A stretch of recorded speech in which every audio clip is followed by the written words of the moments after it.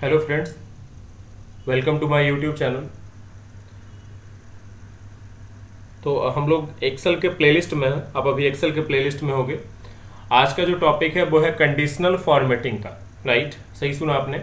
आज एक्सेल में जो क्लासेस होने वाली है वो है कंडीशनल फॉर्मेटिंग का, एक बहुत ही इंपॉर्टेंट टॉपिक जिसके जिसके सहायता से आप बहुत कुछ अपना अरेंजमेंट कर सकते हो। राइट, तो आज देखेंगे कि ये कंडीशनल फॉर्मेटिंग होता क्या है और इसका यूज कैसे किया जाता है। तो आइए शुरू करते हैं।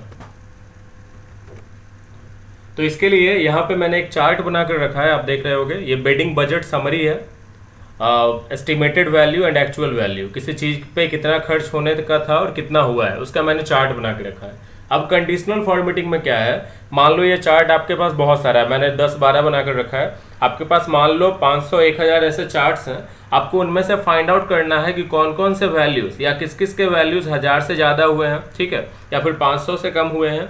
उन सारे को एक बार अरेंजमेंट करना है, तो इसके लिए हम लोग कंडीशनल फॉर्मेटिंग का यूज करते हैं। तो देखो ट्राई कैसे करेंगे। सबसे पहले जिस पे अप्लाई करना है उसको सिलेक्शन करेंगे। हमने आपको पहले ही बताया था कि एक्सेल में किसी काम को करने के लिए पहले सेलेक्ट करेंगे। तो हमने एक्चुअल वैल्यू को सिलेक्ट किया। अब चलेंगे कंडीशनल फॉर्मेटिंग में। राइट, कंडीशनल फॉर्मेटिंग कहाँ होगा, देख लो। होम टैब में आएंगे और यहाँ पे आपको मिल जाएगा कंडीशनल फॉर्मेटिंग। ओके, इस पर क्लिक करेंगे। सबसे पहला जो ऑप्शन है वो है हाईलाइटेड सेल रूल्स का। राइट, हाईलाइटेड सेल रूल्स का। तो इसका पहला ऑप्शन है ग्रेटर देन। हम लोग क्लिक करेंगे ग्रेटर देन पे। ग्रेटर देन पे क्लिक करने के बाद यहाँ पे देखिए एक बॉक्स खुलकर सामने आया है। राइट, ये बॉक्स है।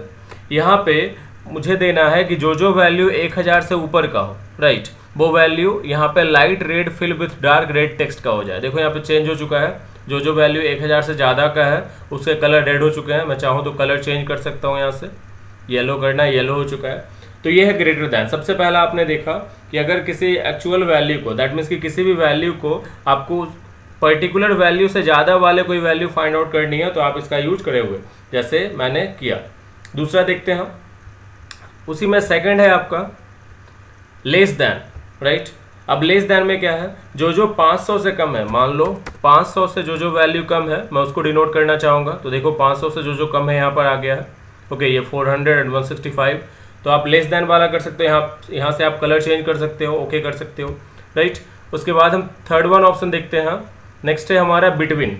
बिटवीन में हम आते हैं। बिटवीन में देखते हैं कि 1000 से लेकर, राइट, 1000 से लेकर 1500 तक का, 1000 से लेकर 1500 तक के जो जो वैल्यूज़ हैं वो चेंज हो जाए। दैट मीन्स कि वो मेरे को साइड करनी है या वो उसका परफॉर्मा निकालना है। तो यहाँ पे ये दोनों दिख रहा होगा, ये 1000 और 1500 के बीच का वैल्यू है। तो ये था बिटवीन। नेक्स्ट आते हैं, नेक्स्ट देखते हैं इसी में। बिटवीन के बाद है equal to. Right, equal to में आप किसी पर्टिकुलर अमाउंट को खोज सकते हो। जैसे मान लो मुझे खोजनी है कि 870 कहाँ पे है, तो ये हाईलाइट होकर सामने आ गया। राइट, मुझे खोजना है मान लो कि 400 कहाँ पे है। ये तो चार्ट 8-10 है तो आपको यहीं पे दिख रहा है। अगर ये चार्ट बहुत ज़्यादा होगा तो शायद प्रॉब्लम होगा और वहाँ पे कंडीशनल फॉर्मेटिंग बहुत ही यूजेबल होने वाला है। राइट, सो ये हमने देखा कुछ एग्जैक्ट फॉर्मेशन जो इक्वल टू में था।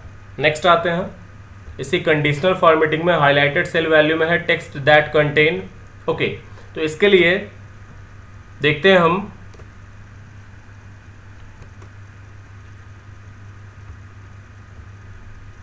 राइट, तो नेक्स्ट था टेक्स्ट दैट कंटेन्स। ओके, इसमें क्या होने वाला है, अभी तक हमने जो भी वैल्यू फाइंड आउट किया वो कोई नंबर में था। अब कोई टेक्स्ट फाइंड आउट करनी है तो हम इस पर क्लिक करेंगे। राइट, यहाँ पे आ चुका है। लेकिन इसके लिए आपको सबसे पहले क्या करना है, टेक्स्ट के कॉलम को आपको सेलेक्ट करनी है। आपको टेक्स्ट कॉलम को सेलेक्ट करना है जहाँ पे टेक्स्ट लिखा हुआ है। राइट, उसके बाद हम जाएंगे हाईलाइटेड सेल रूल्स में एंड आएंगे टेक्स्ट दैट कंटेन्स में। यहाँ पे मान लो जो भी सर्च करनी है, मान लो मेरे को म्यूजिक सर्च करनी है कि म्यूजिक मैंने कहाँ लिख रखा है। तो जैसे ही मैंने यहाँ पे म्यूजिक लिखा, ये म्यूजिक वाले कॉलम हाईलाइट हो गए, देख रहे हो आप। तो इस तरीके से आप टेक्स्ट को सर्च कर सकते हो और टेक्स्ट को हाईलाइट कर सकते हो आप कंडीशनल फॉर्मेटिंग के थ्रू। नेक्स्ट ऑप्शन है हमारा डेट अकरिंग। ठीक है, डेट अकरिंग। तो इसके लिए हम डेट बना लेंगे। डेट का एक कॉलम बना लेते हैं हम, वापस से एक नया कॉलम बना लेते हैं जो डेट का होगा। यहाँ से बॉर्डर दे लेते हैं। ये सारी चीज़ें आपको बताई हुई है। यहाँ पर डेट बना लिया और जो भी आज का डेट है, आज 22 जुलाई है तो मैं एक दिन पहले का लेता हूँ। Just 21/7/2020, right. इसी को मैं सारे में कवर कर लूँगा, इसी डेट को मैं यहाँ तक कवर कर लूँगा, ठीक है। यहाँ पे डेट लिख लेता हूँ, जो भी हो। तो यहाँ पे अब इस डेट के लिए आपको सिलेक्शन करनी है डेट वाले कॉलम को, ओके। उसके बाद आप आओगे कंडीशनल फॉर्मेटिंग में, हाईलाइटेड सेल रूल्स में, और डेट अकरिंग यहाँ पे दिख रहा है, राइट। अब यहाँ पे देखो, जैसे ही यस्टरडे लिखा हुआ है, तो यस्टरडे अगर लिखा हुआ है तो आप देख रहे होगे कल वाला डेट हाईलाइट हो चुका है।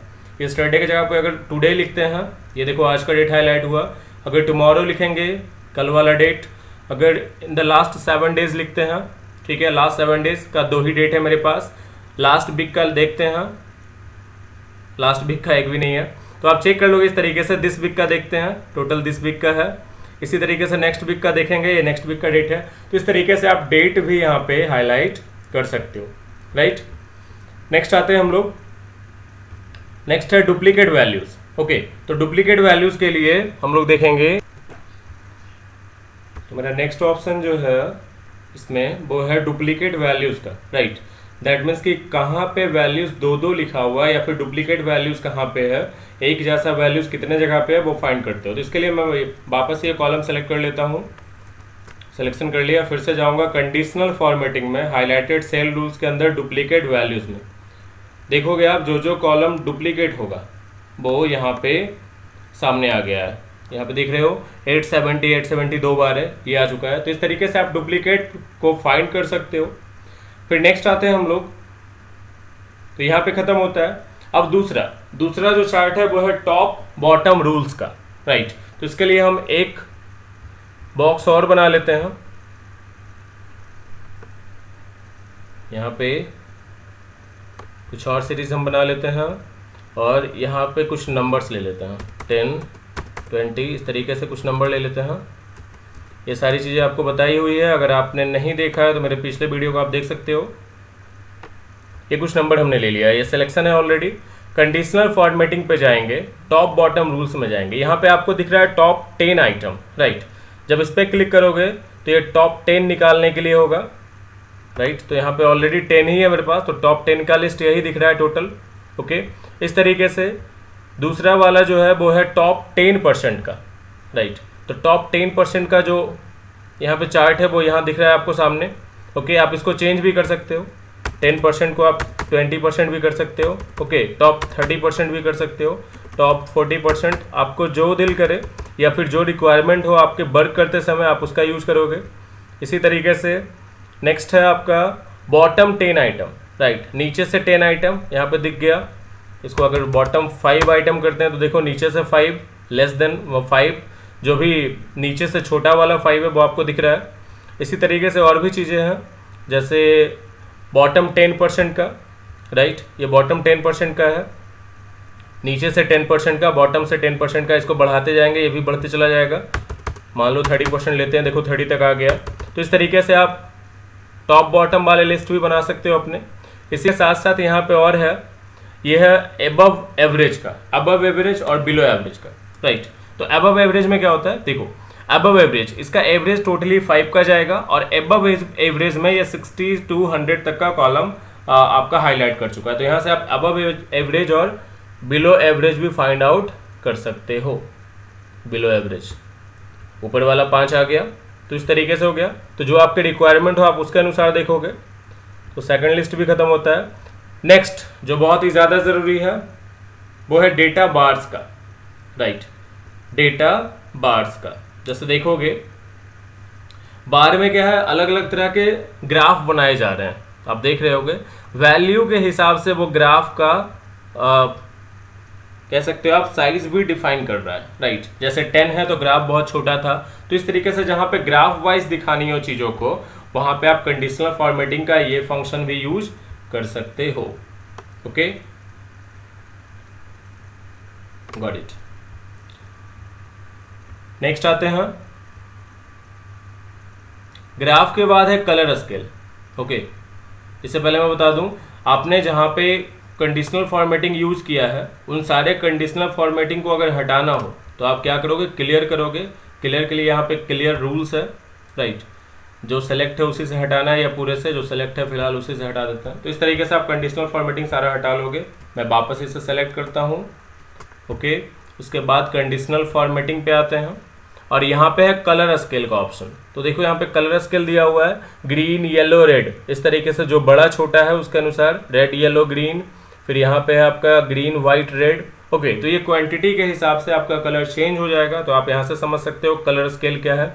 उसी तरीके से आइकन स्केल, देखो आइकन स्केल में है 3 एरोज, दैट मीन्स कि बड़ा छोटा और मीडियम वाला एरोज यहाँ पे आपको समझ में आ जाएगा। जैसे इस पर अगर क्लिक करता हूँ तो ये 3 छोटा है, उसका एरो नीचे की ओर है, ये 3 सबसे बड़ा है, उसका एरो ऊपर की ओर है, और उसके बीच का ये 4 वैल्यू है जिसका एरो स्ट्रेट है और सामने की ओर है। तो इस तरीके से आप इसको भी समझ सकते हो।